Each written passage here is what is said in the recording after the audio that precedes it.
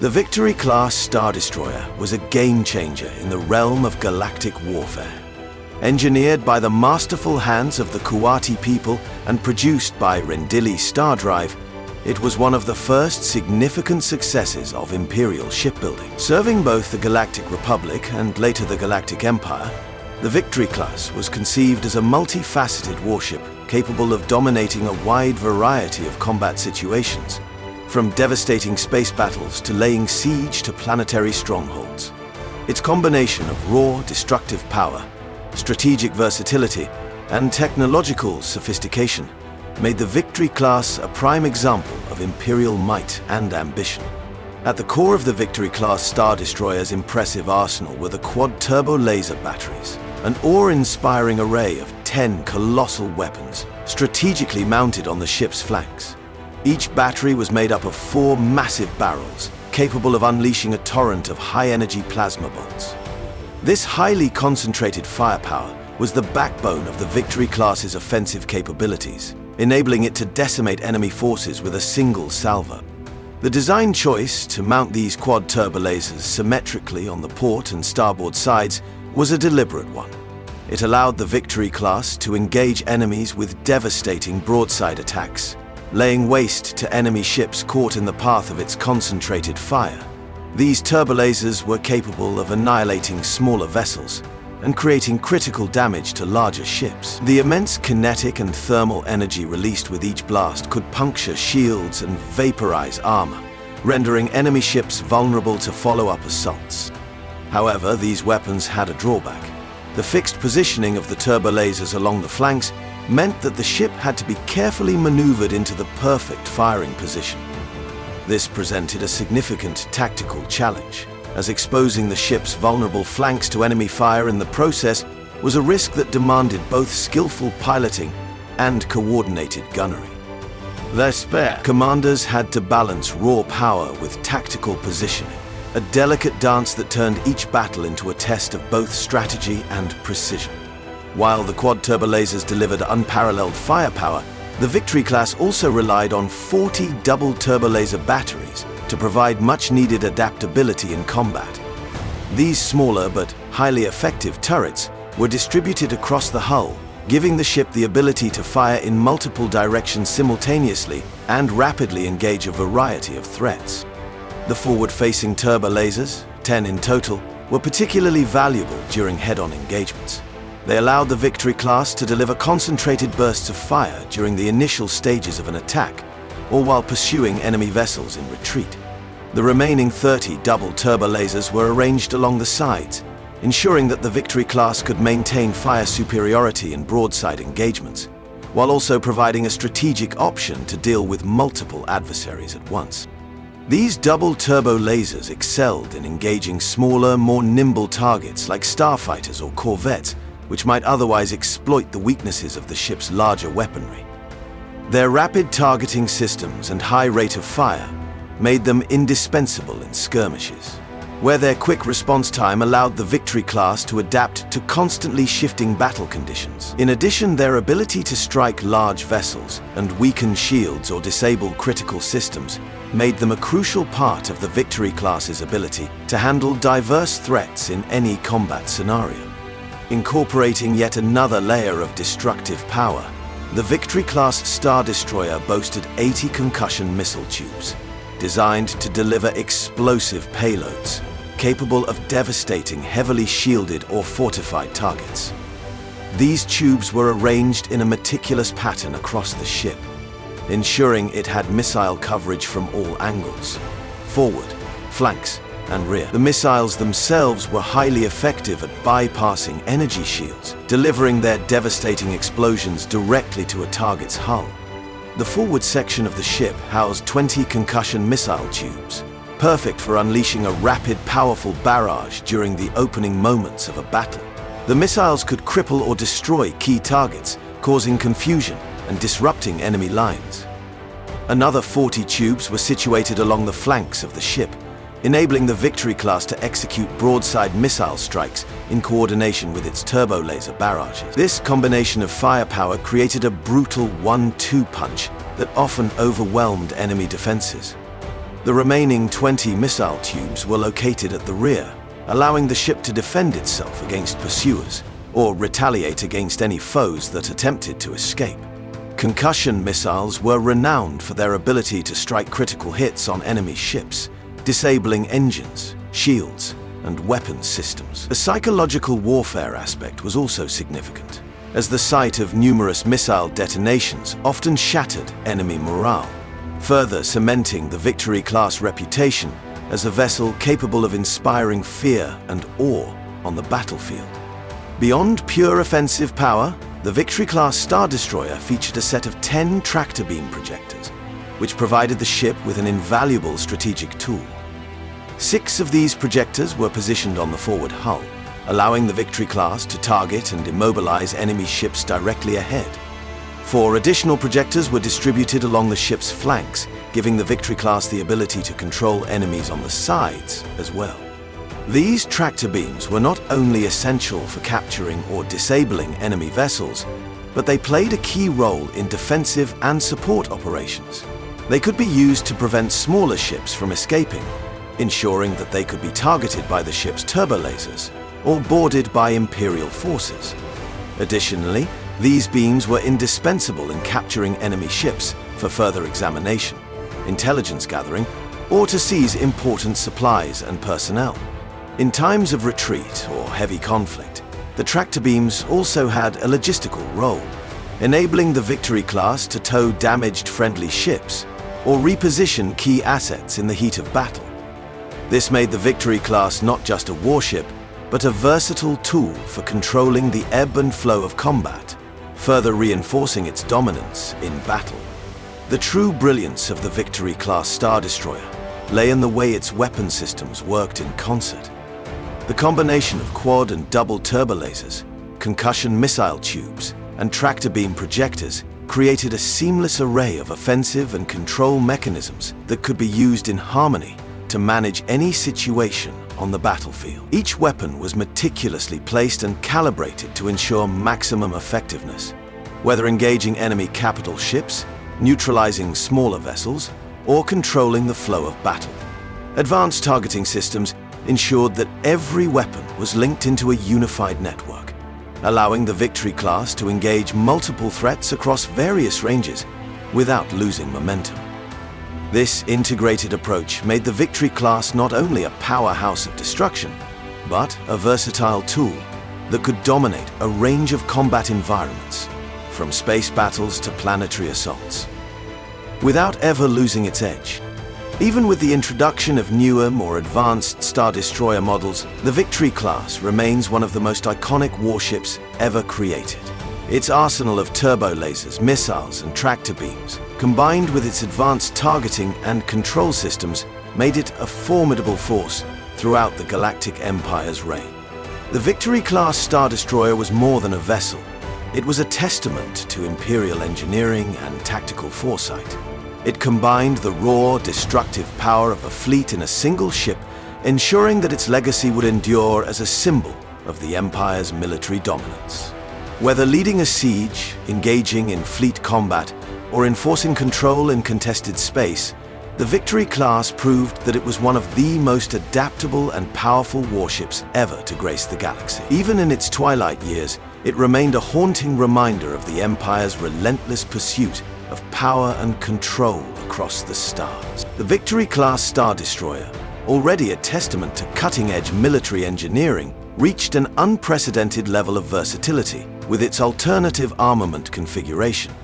This variant was meticulously designed to enhance the ship's adaptability in diverse combat scenarios, offering specialized weaponry that emphasized precision, firepower, and strategic control. It became an irreplaceable asset in the Galactic Republic's and later the Empire's fleet, pushing the boundaries of starship design.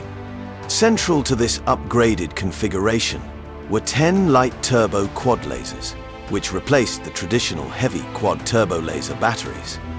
These rapid-fire weapons brought unmatched speed and precision to the Victory-class's arsenal, crafted specifically to counter swarms of starfighters, bombers, and other swift adversaries. Positioned across the ship's hull to ensure maximum coverage, These quad lasers acted as a reactive defensive shield. Their high rate of fire and advanced targeting systems, capable of tracking even the most elusive enemy movements, created an impenetrable perimeter around the Star Destroyer. These weapons could suppress enemy formations, disrupt coordinated attacks, and neutralize immediate threats, securing the ship's dominance in chaotic skirmishes. In addition to their defensive prowess, the light turbo quad lasers enabled the Victory class to function as a protector within fleet formations. They shielded Allied ships from hostile strike craft, allowing commanders to focus on broader tactical objectives. This anti-fighter network extended the ship's utility in planetary sieges and large-scale engagements, where precision and speed were paramount. To complement its enhanced anti-fighter defenses, this configuration introduced 20 heavy double-turbo laser cannons. These powerful weapons focused on delivering concentrated firepower capable of overwhelming the most fortified targets. Strategically mounted along the forward and side sections of the Victory class, the cannons were engineered for precision strikes and sustained barrages. Their enormous energy output could penetrate advanced shielding systems, cripple hull integrity, and obliterate key structures. Whether engaging enemy capital ships, planetary defense grids, or hardened space stations, these heavy turbo lasers ensured rapid and decisive outcomes. Each cannon incorporated reinforced barrel assemblies and heat dissipation technologies, enabling continuous firing during prolonged engagements. This relentless offensive capability transformed the Victory class into a siege engine, capable of dismantling even the most resilient opposition. One of the most notable additions in this configuration was the inclusion of 20 assault concussion missile tubes, armed with heavy payloads designed for maximum destruction. These advanced missiles brought a new dimension of offensive power to the Victory class, capable of inflicting catastrophic damage on shields, hulls, and planetary installations. Strategically distributed across the ship's structure, these missile tubes allowed for simultaneous volleys from multiple angles. Their advanced guidance systems enabled precise targeting, even in dynamic battlefields, making them ideal for disrupting enemy formations or neutralizing high-value targets. The heavy concussion missiles' explosive yields were unparalleled, creating shockwaves that shattered enemy morale as effectively as they decimated their fleets. In planetary engagements, these missiles provided tactical supremacy, delivering precision bombardments that overwhelmed planetary defenses and reduced fortifications to rubble. Against fleets, they served as a powerful opening salvo or a decisive finishing blow, tipping the scales in favor of the Victory class. The alternative configuration retained the Victory class hallmark tractor beam projectors, a vital tool for both offensive and logistical operations. With 6 forward-facing units and 2 positioned on each flank, these projectors ensured comprehensive battlefield control. In combat, the tractor beams immobilized enemy vessels, leaving them exposed to the Star Destroyer's relentless firepower. This capability also supported boarding actions, enabling Imperial forces to secure valuable assets or conduct precision strikes. Additionally, the projectors played a critical role in fleet logistics, aiding in the recovery of disabled allies, retrieval of key debris, and repositioning of assets during intense engagements. By combining tactical control with logistical utility, the tractor beams augmented the Victory class's reputation as a multifaceted warship, capable of adapting to any mission requirement. The integration of light turbo quad lasers, heavy double-turbo laser cannons, and assault concussion missiles demonstrated the remarkable foresight behind this armament redesign. Each system was precisely calibrated to work in concert, creating a harmonious balance of defensive agility, offensive might, and tactical adaptability. The ship's advanced targeting systems further enhanced this synergy, allowing real-time adjustments to counter evolving battlefield conditions. Whether repelling swarms of starfighters, dismantling fortified defenses, or neutralizing high-value targets, the Victory class seamlessly transitioned between roles, maintaining its dominance across all theaters of war. This alternative armament configuration of the Victory-class Star Destroyer exemplified the ingenuity and adaptability of its designers. By embracing rapid response defenses, overwhelming firepower, and strategic versatility, this iteration solidified the ship's position as a cornerstone of galactic military strategy. From spearheading planetary sieges to commanding fleet engagements, the Victory class continued to evolve as a symbol of technological mastery and tactical brilliance.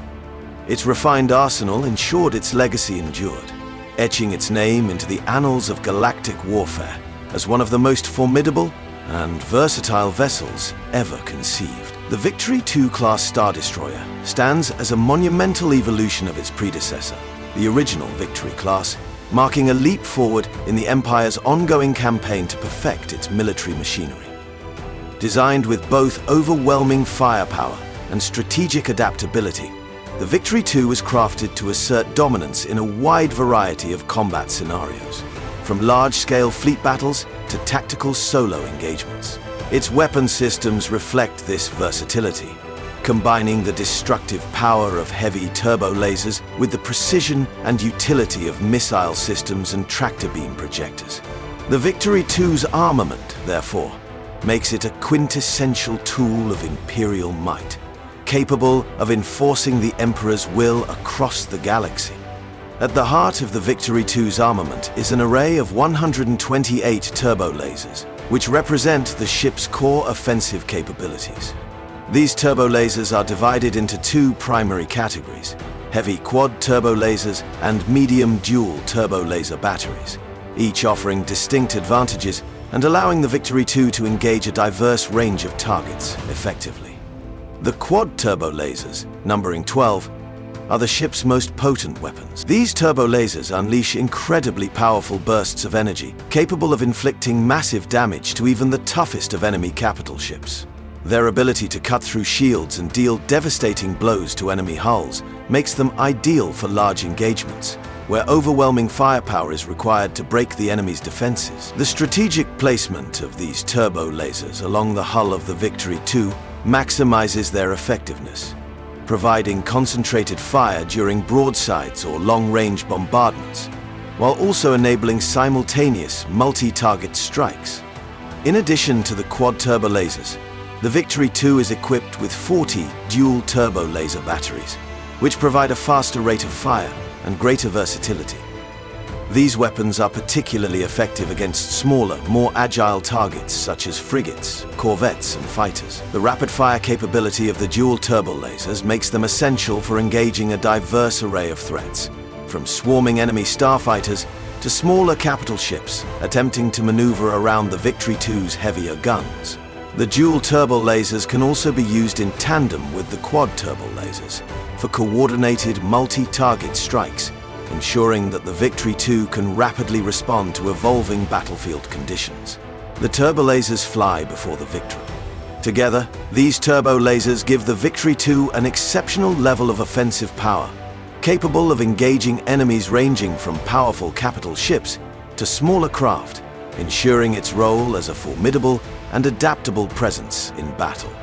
While turbo lasers form the primary weaponry of the Victory II, the ship is also equipped with a formidable array of concussion missile launchers. These launchers, inherited from the original Victory-class Star Destroyer, offer a complementary form of offensive power, one that is kinetic rather than energy-based. Concussion missiles are especially valuable when dealing with heavily shielded or fortified targets, as they can bypass or overwhelm an energy defenses. Unlike turbo lasers, which require direct hits and sustained fire, concussion missiles deliver a devastating, concentrated impact on target, making them ideal for piercing through thick shields or crippling larger ships with pinpoint accuracy. The concussion missiles also serve a critical role in planetary bombardment operations. Equipped with warheads capable of inflicting catastrophic damage to key infrastructure, the missiles can target enemy command centers, supply depots, or defense installations with surgical precision. This makes the Victory II an ideal weapon for enforcing Imperial dominance over a world or system, neutralizing strategic targets while limiting collateral damage. What sets the concussion missile systems apart is their ability to deliver strikes over extended distances, providing the Victory II with enhanced range and versatility. These missiles are especially effective in fleet engagements, where they can be used to exploit weak points in enemy formations or engage isolated targets at long range, out of the reach of most enemy turbo lasers. In addition to its powerful offensive weapons, the Victory II boasts a total of 10 tractor beam projectors, an indispensable tool for battlefield control. These tractor beams provide the ship with the ability to immobilize enemy vessels, preventing them from escaping, maneuvering, or retaliating effectively. The tractor beams allow the Victory II to control the movement of enemies, forcing them into vulnerable positions or holding them in place while the Star Destroyer's weapons finish the job. These projectors are especially useful when engaging enemy ships attempting to flee or maneuver evasively. The tractor beams can lock onto enemy ships, preventing them from escaping the Victory II's destructive reach and forcing them into vulnerable positions where the Star Destroyer can unleash its full firepower. In addition to their offensive utility, tractor beams have significant strategic application. They can be used to capture or immobilize enemy ships for salvage, boarding actions, or interrogation, as well as to recover disabled vessels or assist in other operations. In high-stakes engagements, such as ambushes or when confronting particularly elusive adversaries, the tractor beams allow the Victory II to ensure that no ship escapes its grasp.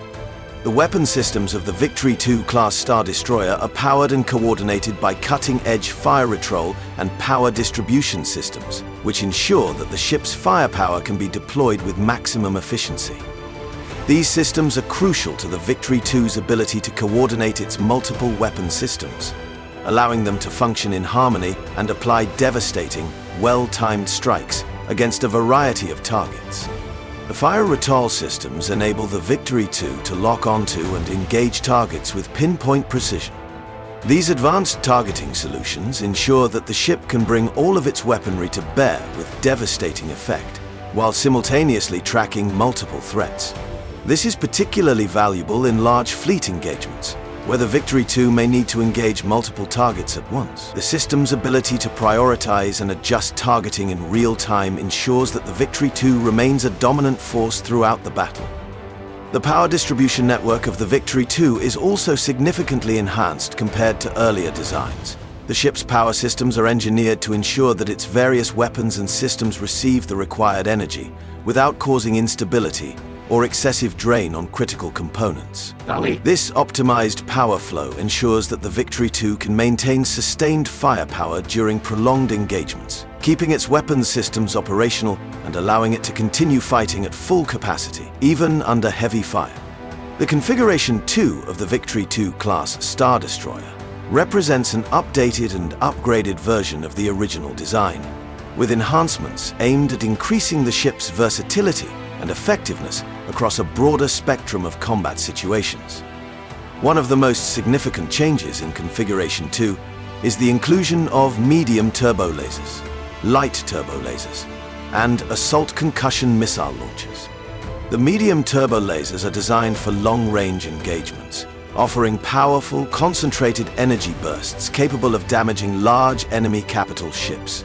These weapons are positioned in 20 dual mounts, each capable of delivering sustained fire over significant distances, ensuring that the Victory II can maintain pressure on long-range targets while its heavy turbo lasers engage closer threats. This allows the Victory II to stay effective across the full range of combat scenarios, from intense close-range brawls to long-range artillery duels.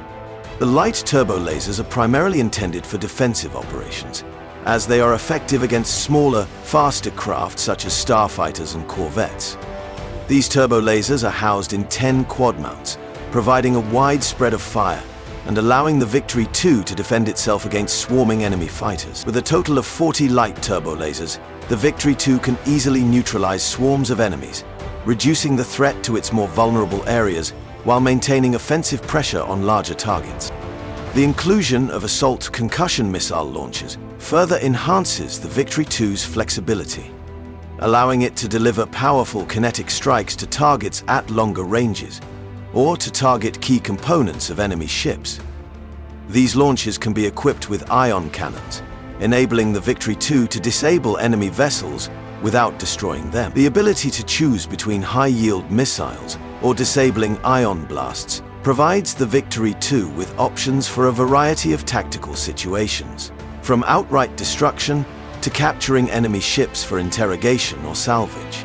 In its final configuration, the Victory II class Star Destroyer is a sophisticated and lethal force designed to uphold the might of the Galactic Empire. With its enhanced weaponry, advanced targeting systems, and tactical flexibility, the Victory II represents the pinnacle of Imperial warship design. Whether conducting devastating fleet actions or specialized strike missions, the Victory II ensures that no adversary can withstand the overwhelming might of the Empire for long. As a versatile and adaptable combat vessel, the Victory II's weapons systems, ranging from heavy turbo lasers and concussion missiles to tractor beam projectors and advanced targeting systems, make it a deadly instrument of Imperial strategy. The Victory II is not just a ship. It is a symbol of the Empire's overwhelming firepower, technological superiority, and strategic dominance across the galaxy.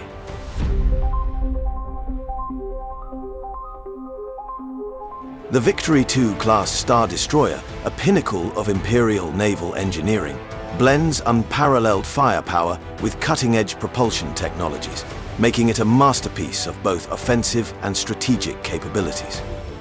As a refined successor to the Victory I, this imposing warship incorporates a suite of enhancements to ensure that it not only dominates the battlefield, but also executes complex and prolonged operations across the galaxy. The Victory II class Star Destroyer, a pinnacle of Imperial naval engineering, making it a masterpiece of both offensive and prolonged operations across the galaxy. Central to its combat effectiveness and endurance is its advanced propulsion system, which supports its formidable weaponry and grants the ship the necessary speed, agility, and reliability to excel in both tactical combat and long-range missions. From the design of the Victory I, the Victory II inherits the battle-hardened strength of its predecessor, while benefiting from refined engineering and superior propulsion systems. These upgrades provide the Victory II with the resilience to weather the chaos of war and the precision to execute swift maneuvers in the heat of battle. At the core of these advancements is its Kessel drive, a breakthrough in starship propulsion technology that elevates the Victory II to a level of combat readiness that makes it a force to be reckoned with. The heart of the Victory II's propulsion system is the Kessel drive, a sophisticated high-efficiency engine unit designed for large-scale warships. Manufactured by Kessel, a renowned leader in starship propulsion, this drive represents the pinnacle of Imperial technology. The Kessel drive is a hybrid system that combines optimized ion engines with auxiliary thrust systems, each contributing to the ship's superior performance in both combat maneuvering and extended operational capacity. One of the primary innovations of the Kessel drive lies in its fuel efficiency. Unlike earlier engines, which often required frequent resupply missions in deep space, the Victory II benefits from an advanced power-to-thrust ratio that minimizes fuel consumption. This efficiency dramatically increases the ship's range and sustainability, ensuring that it can operate far from Imperial-controlled sectors without requiring constant refueling. This is a crucial capability for long-term missions where logistical support is sparse or unavailable. In addition to fuel efficiency, the Kessel drive is engineered to provide tactical flexibility. It delivers a balance of raw power and precise maneuverability, enabling the Victory II to perform rapid, high-speed operations, including flanking maneuvers, evasive actions, and repositioning under fire. During space battles, where the pressure of combat demands rapid adaptation, this propulsion system allows the Victory II to execute sharp turns, quick acceleration and deceleration, providing the Victory II with the maneuvering advantage over less agile adversaries. The true strength of the Hirsch-Kessel drive lies in its ability to maintain stability and combat readiness during high-speed maneuvers. Unlike older propulsion systems, which required ships to sacrifice structural integrity for raw speed, the Victory II remains operational even when pushed to its limits. In the heat of battle, the ability to remain stable during rapid directional changes is crucial to maintaining weapon accuracy and shield strength, while also evading incoming fire. The Victory II is equipped with a series of stabilizing thrusters that allow the ship to maintain perfect balance during aggressive maneuvers. This is vital for defensive positioning, whether it's evading enemy fire or repositioning to avoid a flanking attack. Furthermore, the Hirsch-Kessel drive's redundancy systems ensure that, in the unlikely event of a malfunction, auxiliary engines can maintain stability and speed until repairs are made, preventing the ship from being caught in vulnerable positions. The ship's propulsion system also allows for highly controlled adjustments in velocity. This is particularly useful for maintaining optimal engagement ranges for its formidable weaponry, as the Victory II can adjust its speed and trajectory to ensure that its turbo lasers and missile systems deliver maximum firepower with pinpoint accuracy. While the Hirsch-Kessel drive serves as the backbone of the Victory II's maneuvering capability, the ship's ability to travel vast distances across the galaxy is facilitated by its advanced hyperdrive system. The Class 1.0 hyperdrive installed on the Victory II allows the ship to traverse the galaxy's vast expanses with minimal time spent in hyperspace, enabling it to quickly respond to Imperial commands, deploy to distant theaters of war, or reinforce sectors in need of support. The Class 1.0 hyperdrive is renowned for its speed, allowing the Victory II to complete hyperspace jumps in a fraction of the time that older systems would require. This increased speed translates into strategic superiority, enabling the Victory II to outpace enemy fleets, evade pursuit, or execute surprise assaults on unwitting targets. In addition to the primary hyperdrive, the Victory II is equipped with a Class 15 backup hyperdrive, a fail-safe system designed to ensure that the vessel can continue its mission even in the event of primary hyperdrive failure. While the Class 15 hyperdrive operates at a reduced speed, it offers the Victory II a reliable means of retreat or long-distance travel when needed. This redundant system ensures that the ship is never stranded in the vastness of space, ready to continue its mission or return to Imperial space in the event of damage or unexpected circumstances. The Victory II class Star Destroyer is built to operate independently across long distances and for extended periods, thanks to the synergy between its Hirsch-Kessel drive and hyperdrive systems. The Victory II is capable of engaging in long-range strikes, patrolling distant sectors, or conducting reconnaissance missions without relying heavily on supply lines. Both fairly accessible. This operational range allows the Victory II to maintain the Empire's control over far-flung regions of space, ensuring Imperial dominance wherever it goes. The fuel efficiency of the Hirsch-Kessel drive also allows the Victory II to maintain a prolonged operational tempo without interruption. The combination of advanced propulsion, efficient fuel consumption, and reliable hyperdrive systems ensures that the Victory II remains an active force for longer periods, capable of executing complex multi-phased operations without the logistical burden typically associated with long-term space missions. The Victory II's propulsion systems are not just about getting from point A to point B. They are a force multiplier that provides flexibility, agility, and reliability. This ensures that the Victory II can remain the dominant force on the battlefield, able to adapt to changing circumstances, engage in high-stakes combat, and execute rapid strikes against enemy positions. Whether in a defensive or offensive role, the Victory II's propulsion ensures that it can maintain tactical superiority and continue to bring the might of the Empire to bear wherever and whenever it is needed. From rapid response missions to large-scale operations across the galaxy, the Victory II's engines are an essential aspect of its identity. They enable it to outmaneuver opponents, perform precision strikes, and travel vast distances to ensure that the Empire's will is executed. no matter how far from the Imperial heartland it may be. As a symbol of the Empire's might, the Victory II class Star Destroyer stands unmatched, its propulsion system enabling it to carve a path through the galaxy with unrivaled precision and power. In the unforgiving vacuum of space, where every decision could tip the balance between victory and defeat, the Victory II class Star Destroyer's propulsion systems are as much a weapon as its turbo lasers, together forming a seamless fusion of strength, precision, and endurance that ensures Imperial supremacy is never in question.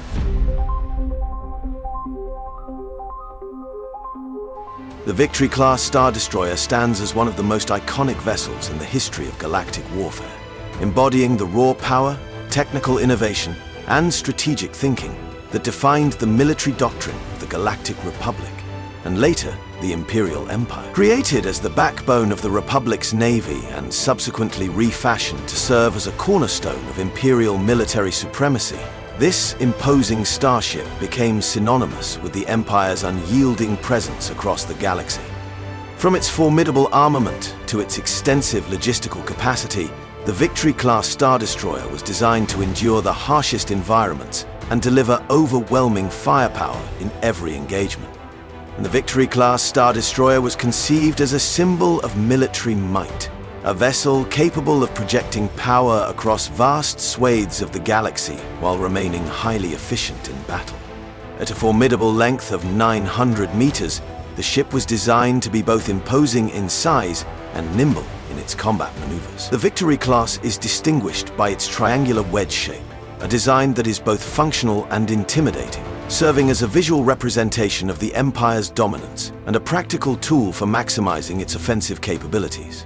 Footnote: the hull composition of the Victory class was built for durability in combat, rated at 1360 resistance units, RU. This rating indicates that the vessel's external armor is strong enough to withstand sustained blaster and energy weapon fire, while preserving the integrity of its vital system. Though not as heavily armored as later Imperial designs, the Victory class strikes a balance between protection and agility, enabling it to engage in dynamic combat scenarios while maintaining an effective defense. One of the standout features of the Victory-class Star Destroyer is its exceptional shielding system, with an impressive 28T Shielding Boosted Defense (SBD) rating.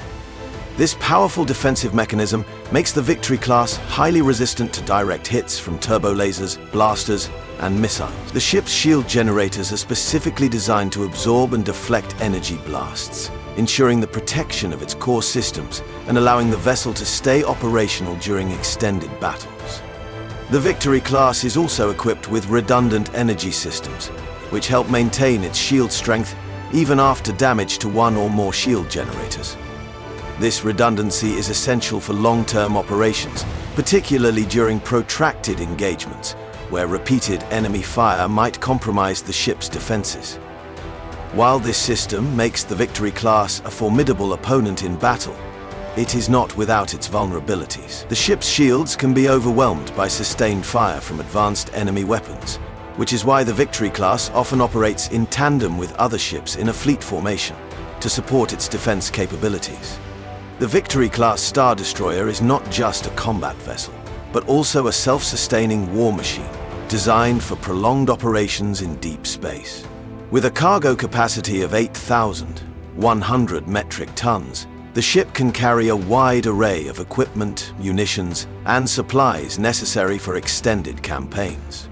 This includes everything from armaments, fuel, and vehicles to ammunition and spare parts. Such logistical capacity ensures that the Victory class is capable of operating independently for significant stretches of time, making it invaluable in situations where resupply from base stations or other ships is not possible.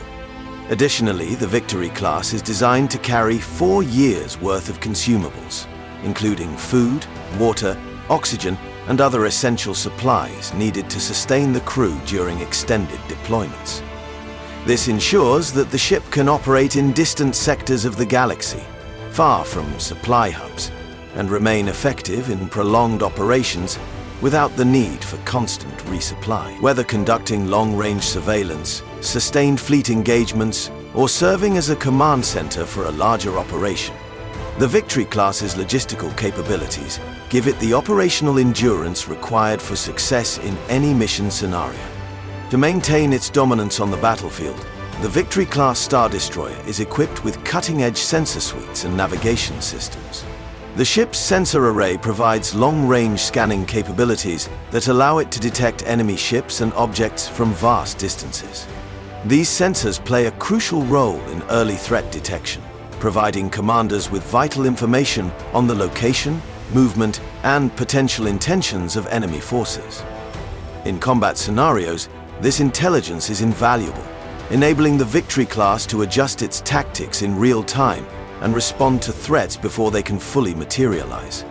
The sensor systems also help track enemy ships during battle, enabling the Victory class to adjust its firing patterns, select targets, and coordinate with other ships in its fleet.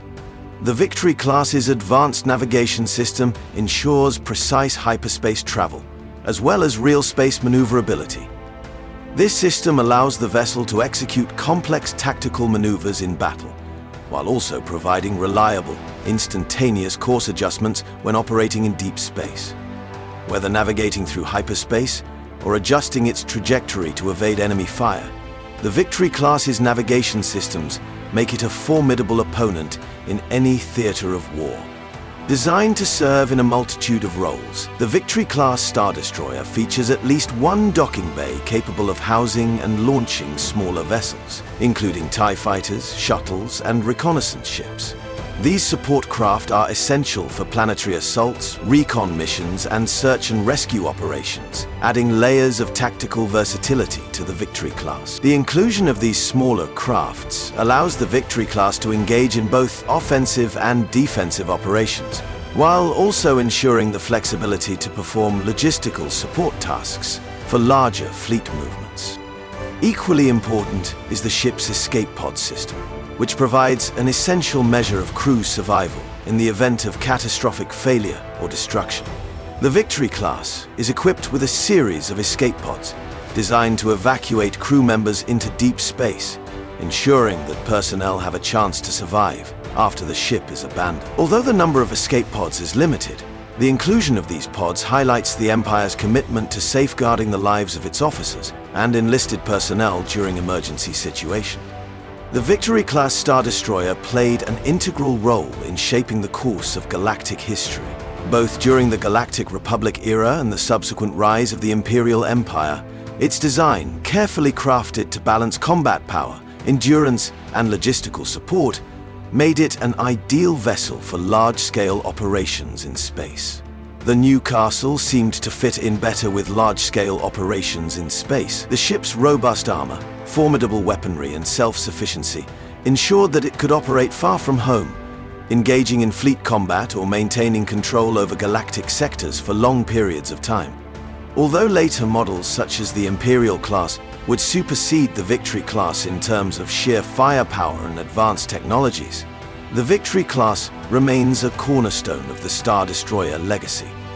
Its ability to combine combat capability with sustained operational reach set a new standard for warships across the galaxy, and its impact on the course of galactic conflict is undeniable. Whether as a symbol of the Republic's military power or a tool of the Imperial Empire's dominance, the Victory-class Star Destroyer endures as a powerful reminder of the unmatched might of the galactic military machine.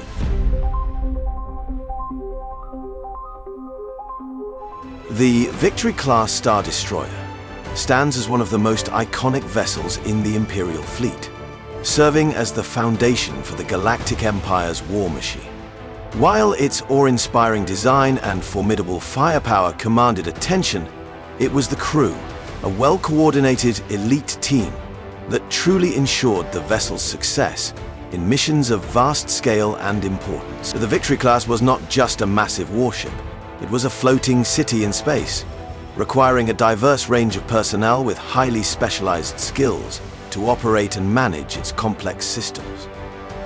In this article, we will explore the intricate structure of the Victory-class Star Destroyer's crew, focusing on the various divisions, roles, and training that made the ship a symbol of military might and operational excellence.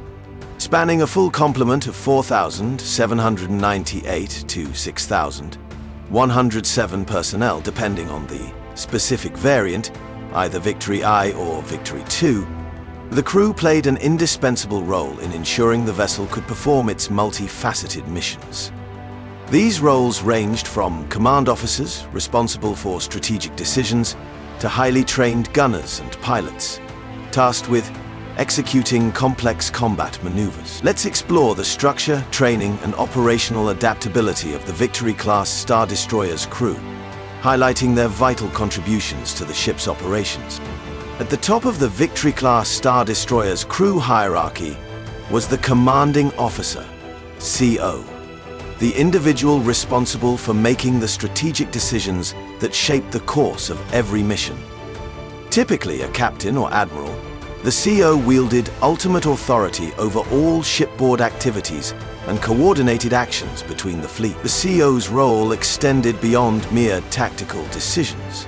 They embodied the Imperial Navy's authority and represented the vessel in dealings with Imperial officials, planetary leaders, or even in diplomatic exchanges, in rare instances. The commanding officer was tasked with interpreting intelligence, engaging in high-level battle planning, and issuing orders that would dictate the actions of every department and unit aboard the ship. Directly supporting the CO was the Executive Officer, XO, a position critical for the smooth operation of the ship.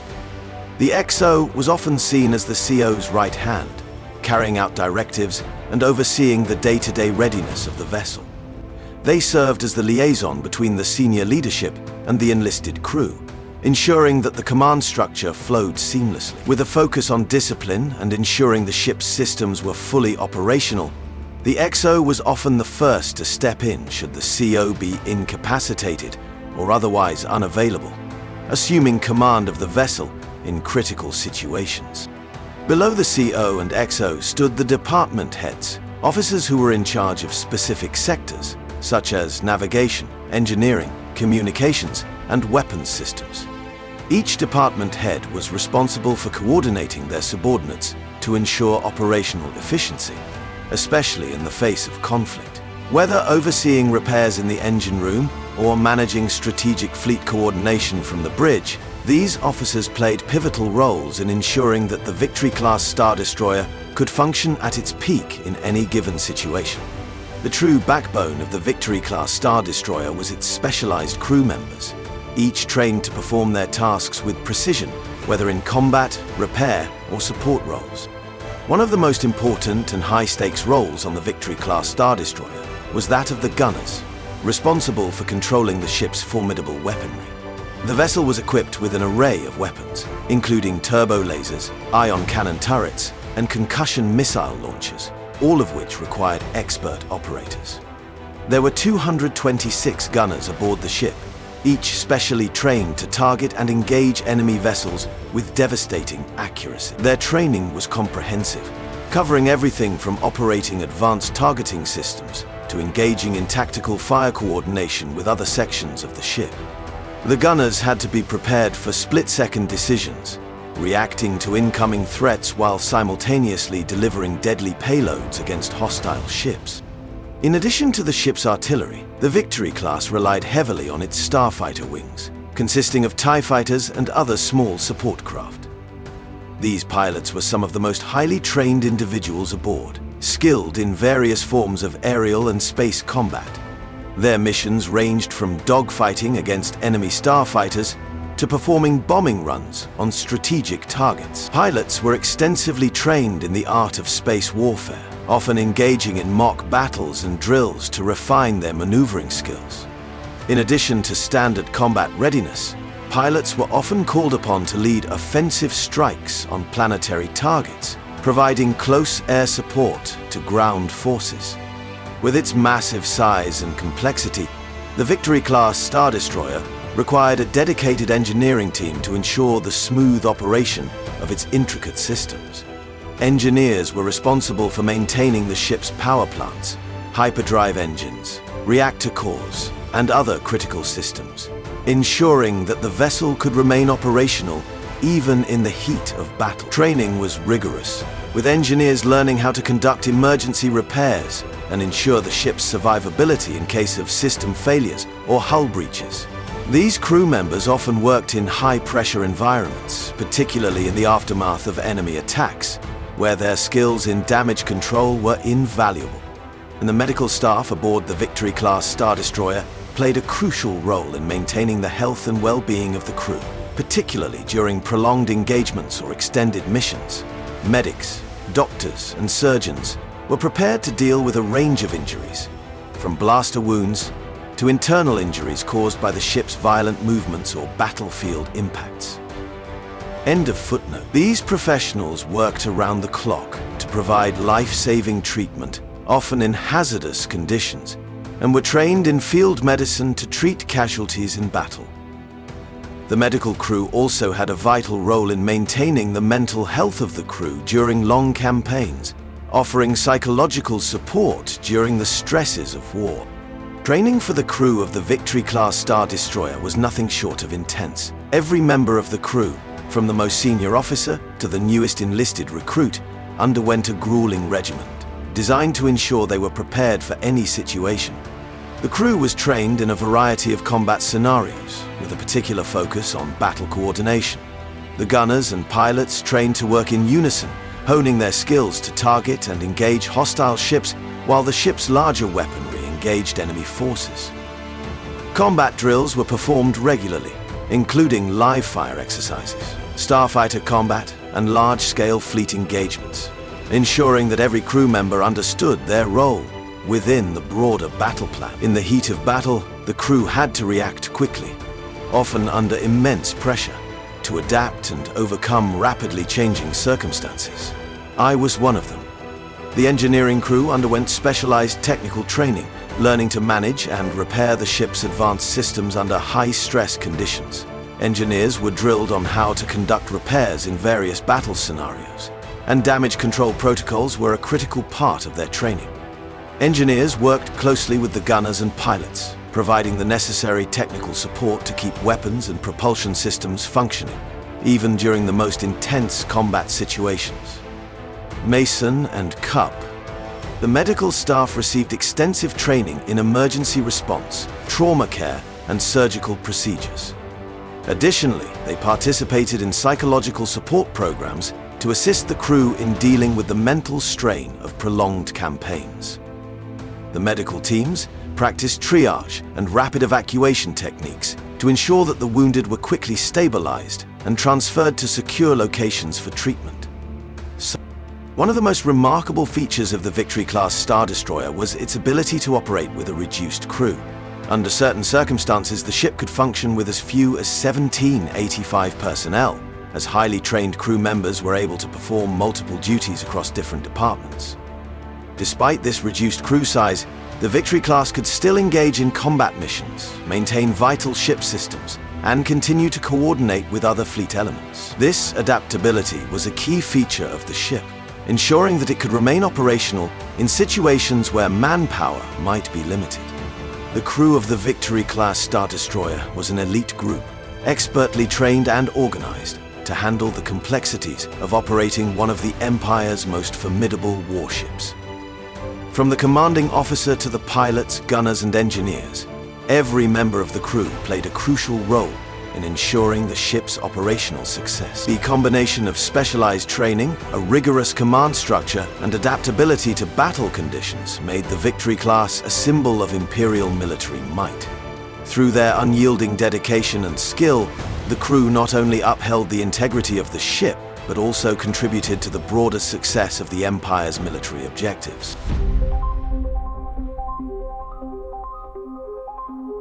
The Victory-class Star Destroyers, encompassing both the Victory I and Victory II variants, were designed not only as space-dominating warships, but also as multi-purpose assault platforms for ground-based military operations.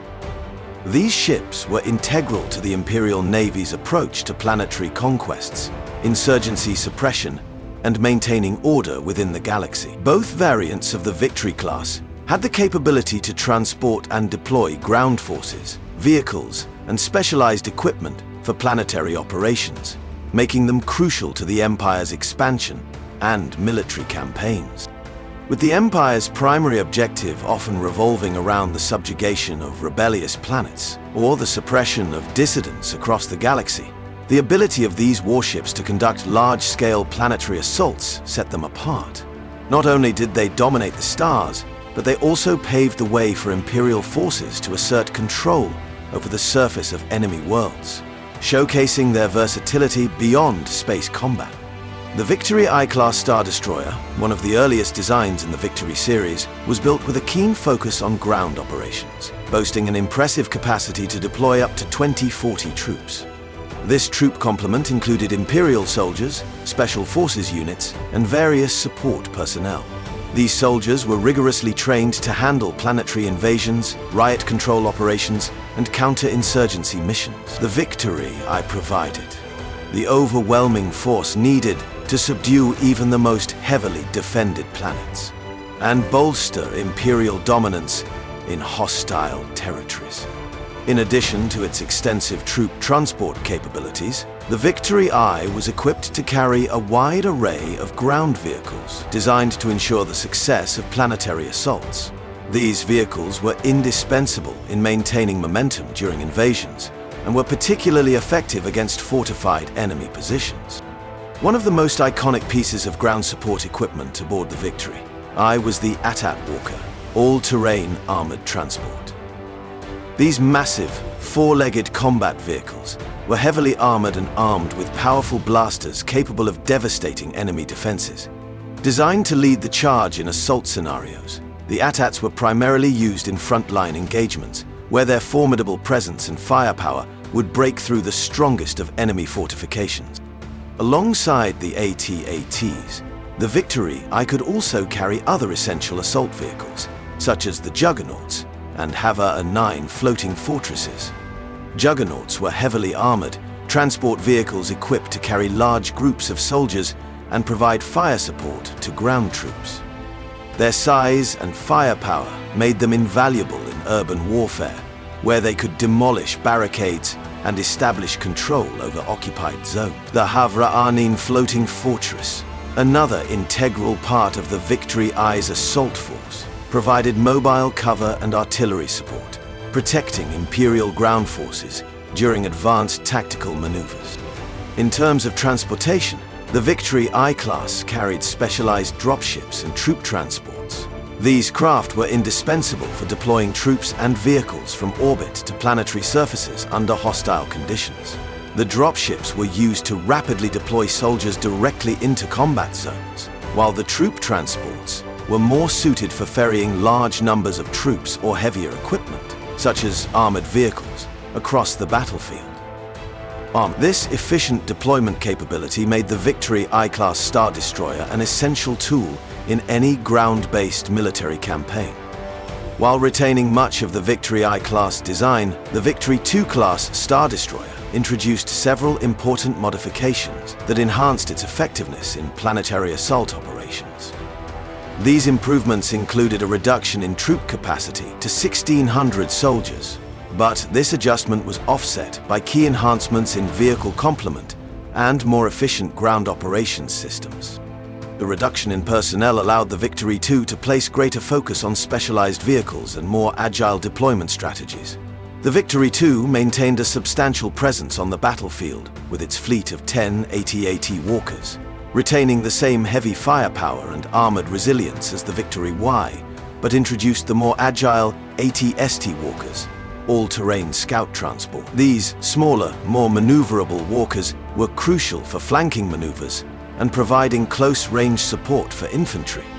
Their light armor and rapid movement made them ideal for navigating difficult terrain and engaging enemy forces at close range.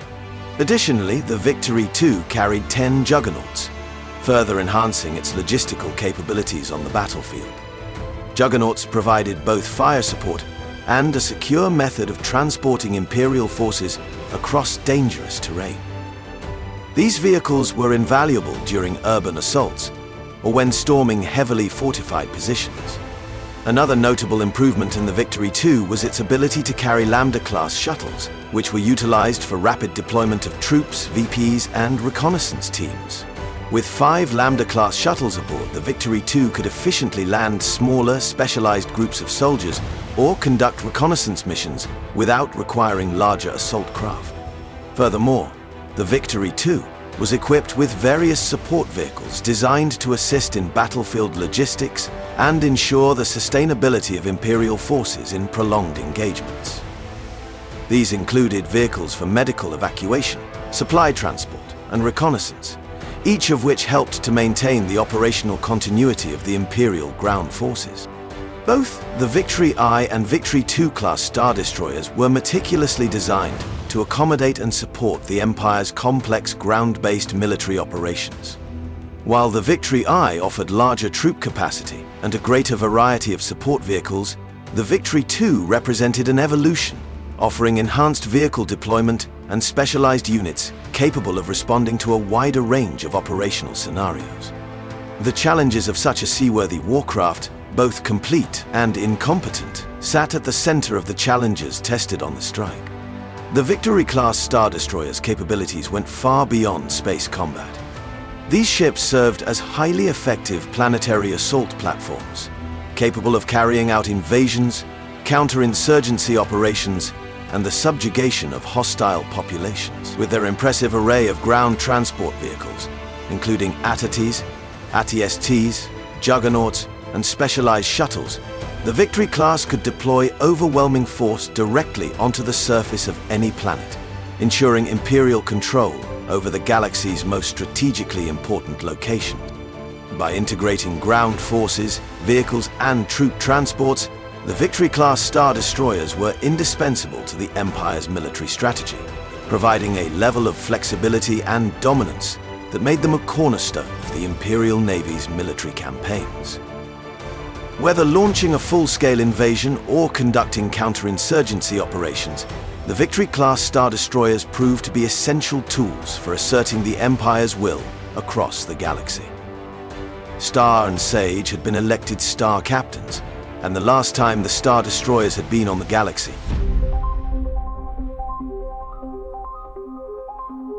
the Victory-class Star Destroyer, a cornerstone of the Galactic Empire's naval power, stands as one of the most formidable and multifunctional warships in the Imperial fleet. Built to serve as both a symbol of the Empire's might and a practical tool for enforcing Imperial rule, the Victory class was engineered to dominate space battles and provide unparalleled support for ground operations. While the ship's size and heavy armament, featuring massive turbo lasers, ion cannons, and concussion missile launchers, made it a dreadnought in its own right, its 24 TIE fighters were equally essential to its combat strategy.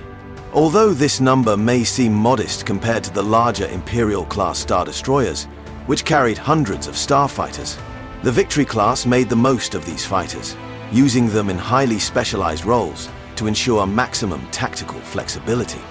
At first glance, the Victory class may appear to be primarily a spacefaring juggernaut. Its heavy weaponry is ideal for engaging in ship-to-ship combat and defending Imperial territories. However, the addition of a modest fighter complement radically expanded the warship's potential in space combat and on the surface of enemy planets. With only 24 TIE fighters, the Victory-class Star Destroyer would be at a disadvantage if it relied solely on conventional fighter tactics. Nevertheless, these 24 starfighters were deployed with precision, reflecting a deep understanding of the complex needs of Imperial warfare. Their deployment was not about sheer numbers, but rather their strategic placement to support the destroyer's operations in space and on the ground. In the vacuum of space, the Victory-class Star Destroyer excelled at long-range combat, with its turbo lasers and ion cannons providing overwhelming firepower. The ship's role was typically to engage enemy capital ships, wreak havoc on enemy formations, and exert control over space lanes. However, the presence of its 24 TIE fighters allowed the Victory class to operate with remarkable efficiency. Rather than overwhelming enemies with numbers, the Victory class made the best use of its limited fighter complement by dividing them into two specialized squadrons, one focused on defensive operations and the other on offensive strikes. The first squadron of TIE fighters was designed specifically to protect the Victory-class Star Destroyer from enemy fighters and missile attacks. These starfighters were tasked with intercepting incoming threats before they could breach the ship's defenses. Their high-speed capabilities and maneuverability made them perfect for intercepting fast-moving enemy fighters or bombers seeking to engage the Star Destroyer. These defensive TIE fighters would launch attacks on enemy starfighters at extreme ranges, engaging in dogfights to disrupt enemy formations and prevent potential missile barrages from reaching the ship. Because the Victory-class Star Destroyer wasn't designed to carry hundreds of starfighters like larger Imperial warships, each TIE fighter was assigned a specific role in these interceptive operations. Instead of overwhelming the enemy with numbers, the Victory-class utilized its 24 TIE fighters with precision, ensuring that every starfighter was deployed for maximum effectiveness. This allowed the ship to maintain its firepower and keep its weapon systems operational while dealing with threats in space. The second squadron of TIE fighters aboard the Victory-class Star Destroyer was tasked with offensive operations, attacking enemy ships, engaging in fighter combat, and providing reconnaissance. These starfighters played a crucial role in creating chaos within enemy ranks and disrupting their formations. Even with fewer numbers compared to larger fleets, these TIE fighters were highly effective when working in tandem with the Victory-class's larger armaments. When engaging in offensive strikes, these fighters targeted vulnerabilities in enemy ships, focusing on weak points in the hulls or critical systems. They also participated in disrupting enemy squadrons, keeping enemy fighters occupied and out of position, which allowed the Victory-class to maneuver more freely. This offensive strategy involved frequent hit-and-run tactics, causing enough disruption to prevent enemy forces from mounting a coordinated response. Through this method, the Victory-class Star Destroyer could gain the upper hand in battle, forcing enemies into disarray while avoiding direct confrontation until the time was right. One of the most distinctive features of the Victory-class Star Destroyer was its ability to contribute to planetary operations. While it was not designed to be a dedicated transport or troop carrier, the Victory-class's 24 TIE fighters proved invaluable in supporting Imperial ground forces during planetary invasions. The fighter complement could perform multiple roles that were critical to the success of ground campaigns, particularly in close air support, bombing runs, and air superiority operations. During planetary assault, the Victory-class Star Destroyer's TIE fighters were deployed to assist Imperial ground forces engaged in battle. Whether stormtroopers were fighting on the surface or AT-AT walkers were assaulting enemy positions, the TIE fighters provided essential firepower. Bombing runs were a key feature of their role. TIE bombers would soften enemy defenses, targeting fortifications, artillery, and other strategic points that were slowing the progress of ground troops. The bombers would often lead the charge, laying the groundwork for a more extensive invasion. By targeting vital enemy structures or anti-aircraft defenses, the TIE fighters helped ensure a smoother and more successful advance for the Imperial ground forces. Another significant role played by the TIE fighters was ensuring air superiority during planetary invasions. In many cases, enemies would deploy their own starfighters, bombers, or planetary defense systems to contest Imperial control of the skies. The Victory-class Star Destroyer, with its 24 TIE fighters, was tasked with neutralizing these threats before they could endanger the progress of the invasion. TIE fighters were deployed to engage enemy craft, making full use of their agility to outmaneuver slower or less efficient enemy fighters. This ensured that Imperial transports, ground forces, and assault ships could operate with relative safety, undeterred by aerial opposition. By maintaining control of the air, the Victory-class ensured that the Imperial ground forces could focus on their mission rather than worry about aerial threats. The TIE fighters provided escort missions, neutralized enemy aircraft, and cleared paths for ground operations to continue unimpeded. While the Victory-class Star Destroyer carried only 24 TIE fighters, the ship's design allowed for tremendous flexibility in how these starfighters could be deployed. These 24 fighters weren't fixed in role. They could be quickly swapped out for different TIE variants, depending on the mission at hand. If the situation demanded bombing runs on entrenched enemy positions, TIE bombers could replace standard TIE fighters. Conversely, TIE interceptors could be deployed for dogfights or long-range reconnaissance missions. This strategic flexibility allowed the Victory class to perform various types of missions, whether they were space combat, siege operations, or air superiority. The TIE complement could be rotated to ensure that the Victory class was prepared for every aspect of combat, from space superiority to ground support. In conclusion, the Victory-class Star Destroyer's 24 TIE fighters were far more than a small secondary component. They were integral to the ship's overall strategy and provided significant combat value in both space and planetary operations. Rather than relying on sheer numbers, the Victory class optimized its fighter complement to ensure maximum effectiveness. The squad's greatest optimal weapons. They would need to win WAD's favor, from defending the Star Destroyer from enemy starfighters to supporting ground invasions and maintaining air superiority.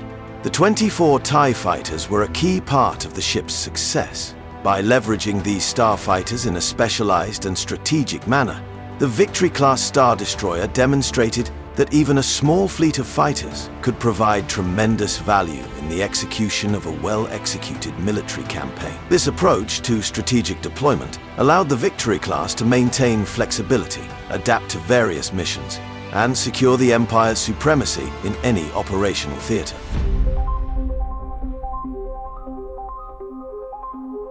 The Victory-class Star Destroyer represents a monumental achievement in the history of military starships, marking a pivotal moment in the evolution of warship design within the galaxy. As a powerful and versatile vessel, it became a cornerstone of the Galactic Republic's military during the Clone Wars, and later, a key asset for the Galactic Empire. The production of the Victory-class Star Destroyer was not only a technological breakthrough, but a massive logistical and strategic effort, orchestrated by some of the galaxy's most renowned shipyards and designers. Its development, spanning several years, solidified the foundation for future Imperial naval supremacy, influencing the design of later warships and establishing a legacy that would shape the future of military tactics and technologies. The inception of the Victory-class Star Destroyer can be attributed to the brilliant mind of Walex Blissex, a highly regarded engineer known for his innovative designs.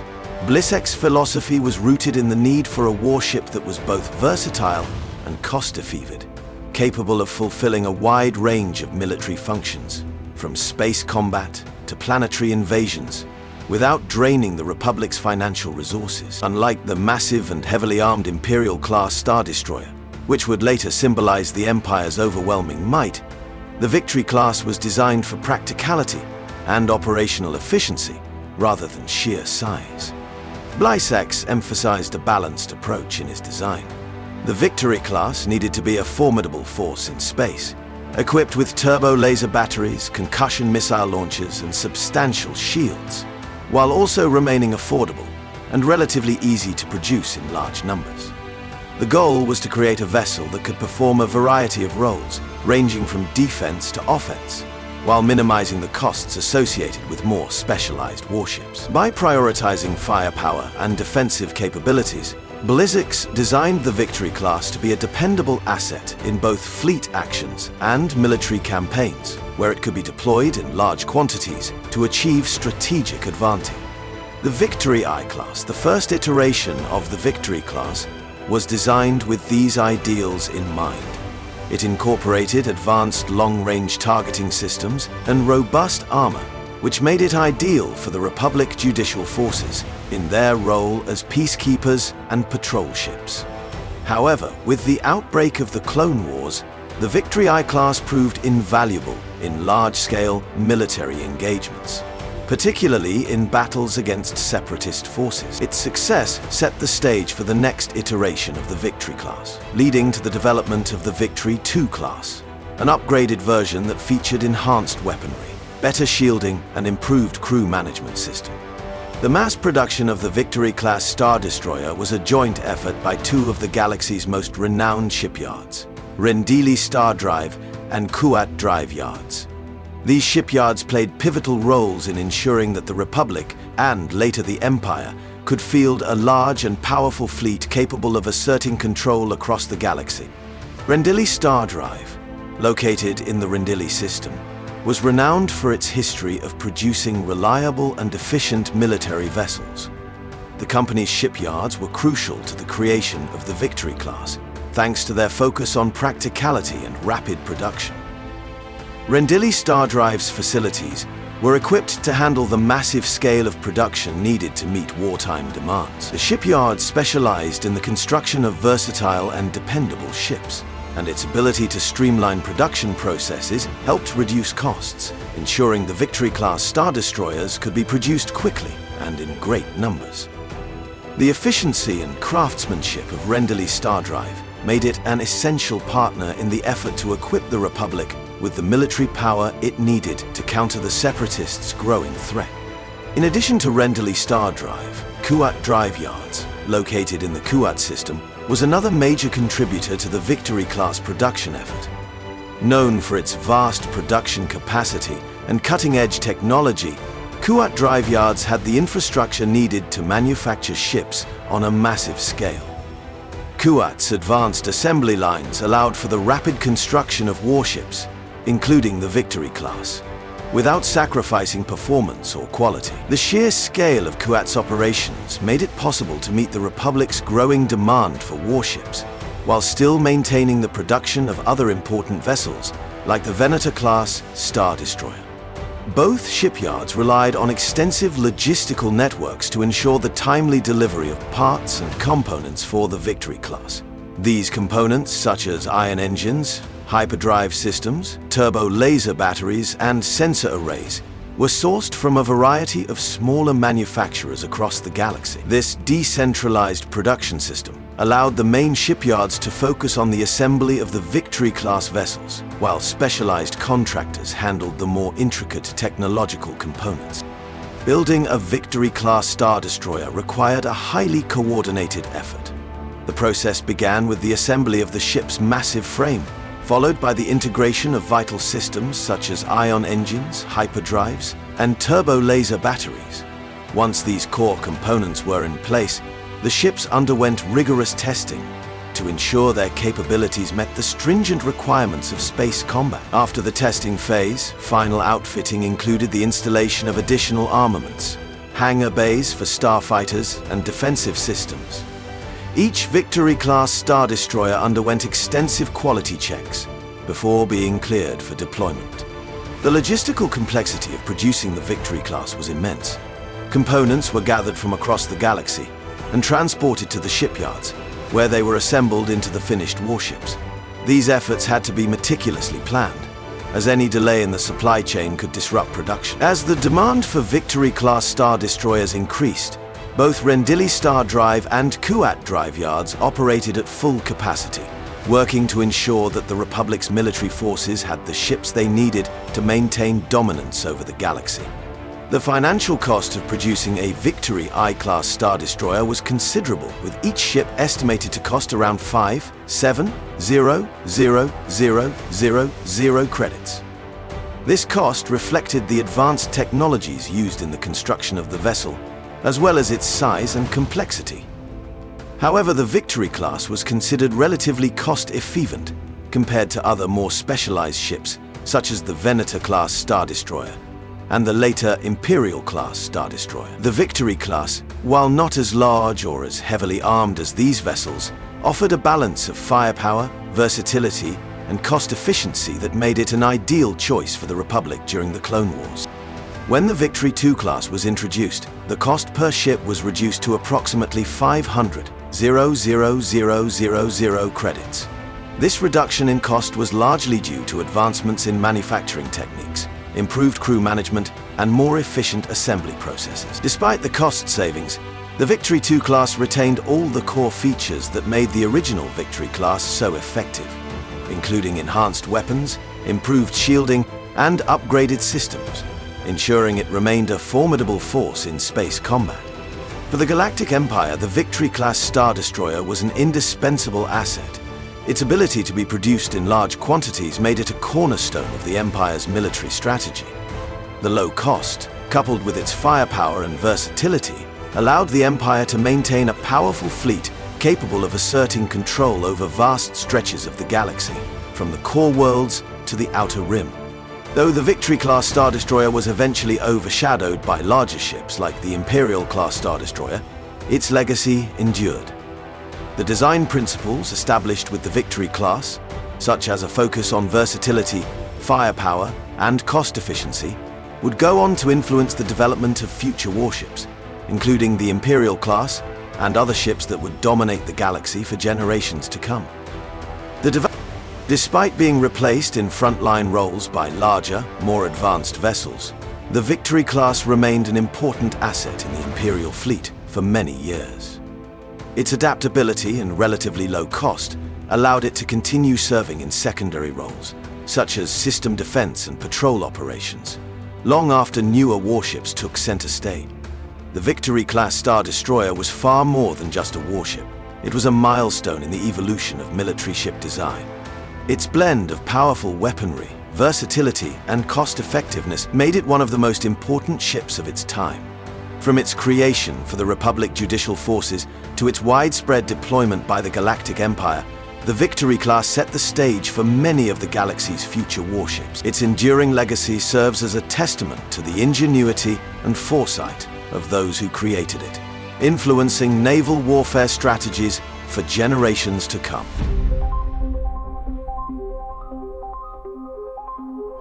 The Victory-class Star Destroyer holds a crucial place in galactic military history. Evolving from its origins during the Clone Wars to its continued service under the Galactic Empire and beyond. This versatile warship was designed not only to serve as a symbol of power and might, but also to adapt to the ever-changing needs of the galaxy's most powerful factions. From its roots in the conflict between the Republic and the Separatists, to its eventual use in the Galactic Civil War, the Victory class became a key vessel for the Imperial Navy, embodying both technological innovation and strategic importance throughout its long service.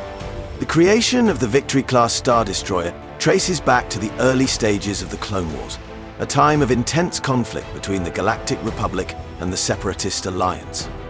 With the Republic facing mounting pressure from the Separatists, the need for more powerful and versatile warships became evident. The Acclamator-class assault ships, which were already in use, were no longer sufficient to meet the growing demands of the war. In response to this need, Renderly Star Drive, a prominent shipbuilding company, sought to challenge the dominance of Kuat Drive Yards, the leading manufacturer of warships for the Republic. Renderly began a series of covert actions, including industrial espionage and technological innovation, to secure new Republic contracts. This competition ultimately gave birth to the Victory-class Star Destroyer, a vessel designed to surpass the Venator-class Star Destroyer produced by Kuat. This initiative, known as the Victor Initiative, was a joint project between Renderly Star Drive and Kuat Drive Yards. The project began early in the war, driven by the desire to produce a superior capital ship that could provide the Republic with a powerful, versatile fleet capable of responding to the growing threat of the Separatists. The design of the Victory class was led by Walex Blysex, an experienced engineer who sought to create a warship that would become synonymous with Republic power and military might. The Victory I-class, the first version of the Victory class, was deployed early in the war. These ships were sent to Sector Zero to defend against a fleet of Bulwark Mark I battle cruisers from the Techno-Union, which had managed to escape the Forost blockade. The deployment of the Victory-class fleet came 6 months ahead of its originally scheduled readiness, underscoring the urgent need for such a powerful warship. Despite their early use, the full-scale deployment of the Victory-class Star Destroyer did not occur until after the rise of Palpatine to power, when the Galactic Republic was transformed into the Galactic Empire. As the Clone Wars raged on, the Republic's need for more specialized and advanced warships grew, leading to the creation of the Victory II-class Star Destroyer. This upgraded version of the Victory I-class was designed to address some of the shortcomings of its predecessor. One of the most significant upgrades was the replacement of the L-59 iron engines with more powerful engines produced by Horsch Kessel Drive, which enhanced the ship's speed and maneuverability. In addition, the Victory II class replaced its concussion missile launchers with a greater number of turbo lasers and ion cannons, making it a more focused vessel for sustained combat. These modifications improved the ship's ability to engage in long-range space battles, which were increasingly necessary as the war intensified. Although the Victory II class was nearly identical to its predecessor in external appearance, significant upgrades were made to its internal systems, making it a much more formidable opponent on the battlefield. However, despite these improvements, the Victory II class was relatively short-lived within the Republic Navy, as it was introduced just before the more advanced Imperial-class Star Destroyers began to enter production. The Victory II class was soon overshadowed by the newer, more powerful ships, which would come to dominate the fleet. Nonetheless, the Victory II class played an important role in the later stages of the Clone Wars, before it was phased out of service in favor of the Imperial-class vessels. Following the rise of the Galactic Empire in 19 BBY, the Victory-class Star Destroyer transitioned from its service under the Republic to become an integral part of the Imperial Navy. Though the Imperial-class Star Destroyer would eventually take the mantle as the Empire's primary capital ship, the Victory-class remained in service for many years. The second, in turn, remained one of Lancelot's favorite Halgems. Its deployment was especially prevalent in the Outer Rim territories, where it served as a key asset in maintaining control and quelling rebellion. Despite being overshadowed by the more advanced Imperial-class Star Destroyers, the Victory class continued to be used in secondary operations and for planetary defense. As the Empire expanded, many of the older Victory-class Star Destroyers were decommissioned or sold to other factions, including the Corporate Sector Authority, which purchased over 500 of them. Despite their growing obsolescence, these ships were still used for essential military tasks, such as anti-pirate patrols and system defense. The Victory-class Star Destroyer, while no longer at the forefront of the Imperial fleet, continued to serve a vital role in maintaining order in the galaxy's more remote regions. In certain theaters of the Empire, particularly in the early years, the Victory-class Star Destroyer was considered second only to the Imperial class in terms of strategic importance.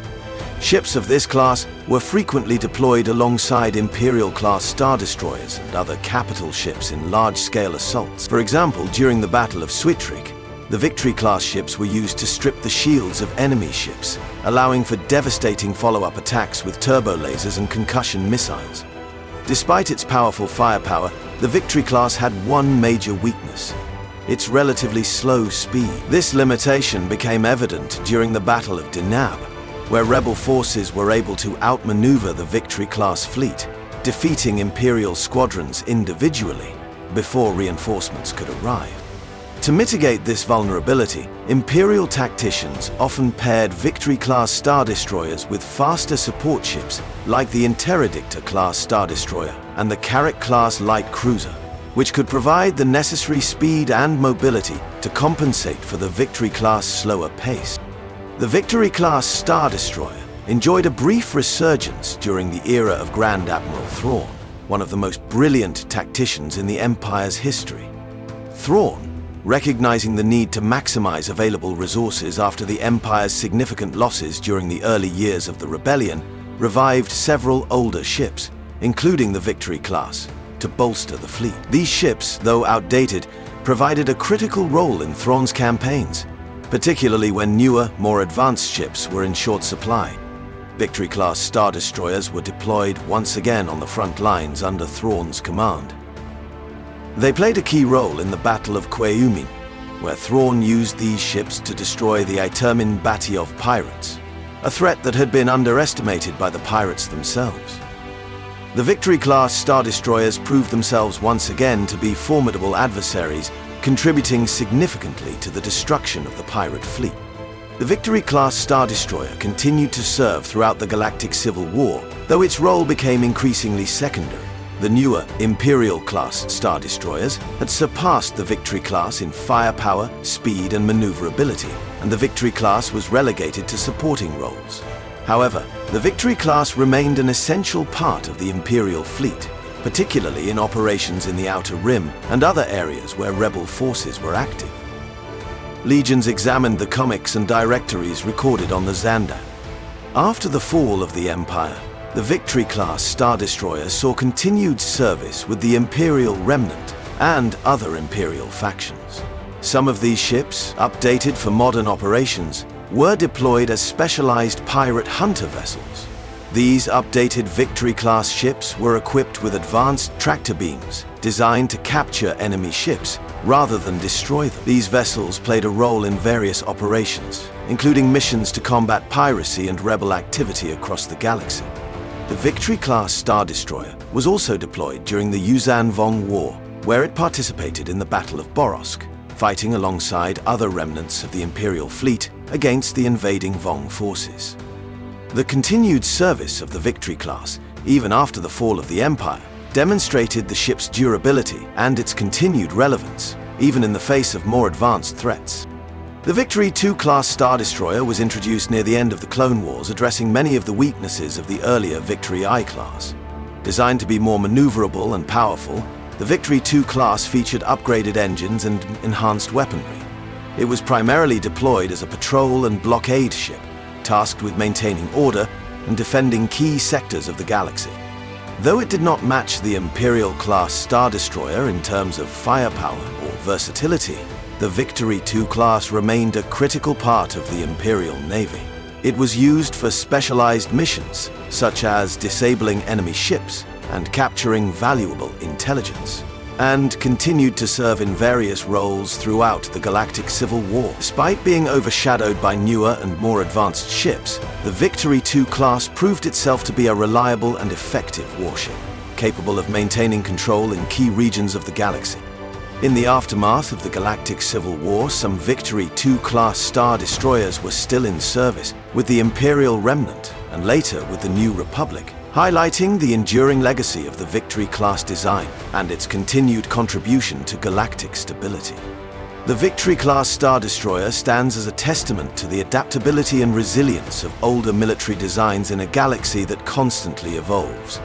Though it was overshadowed by newer ships, the Victory-class Star Destroyer remained an essential part of both the Republic and Imperial fleets, shaping the course of galactic history through its long and storied service.